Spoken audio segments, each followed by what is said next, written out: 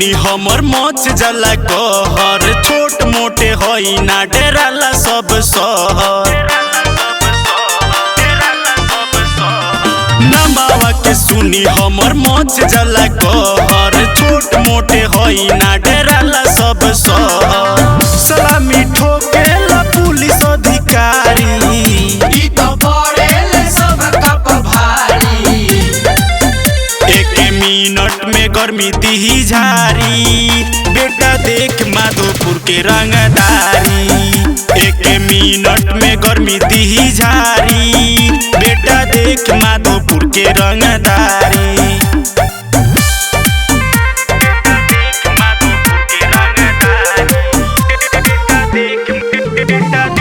माँ Jagdamba recording studio Madhopur. सीधा भिरावेला pistol दिखावेला यहाँ के लइको सन गोली चलावेला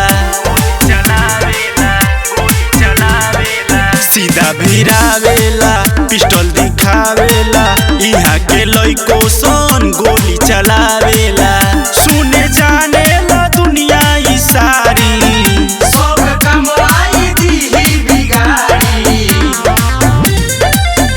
एक मिनट में गर्मी दी झारी बेटा देख माधोपुर के रंगदारी।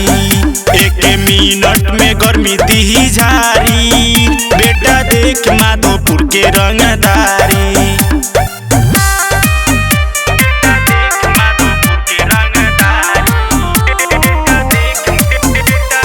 म्यूजिक बाय मंटू मनी।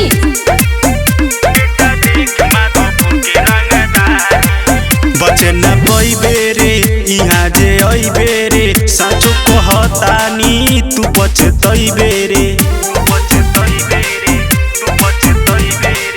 बचे न पैबे रे यहाँ जे अइबे रे साँचो कहतानी तू पछतइबे रे सुबोध राकेश राजू बिहारी अझुरइबे तो जान दी मारी। एक मिनट में गर्मी दी झारी बेटा देख माधोपुर के रंगदारी। एक मिनट में गर्मी दी झारी बेटा देख माधोपुर के रंगदारी। नमावा के सुनी हमर मच जला कहर छोट मोटे होई ना डेराला सब शहर सलामी ठोकेला पुलिस अधिकारी ई तो पड़ेले सब कप भारी। एक मिनट में गर्मी दी झारी बेटा देख माधोपुर के रंगदारी। एक मिनट में गर्मी दी झारी बेटा देख माधोपुर के रंगदारी।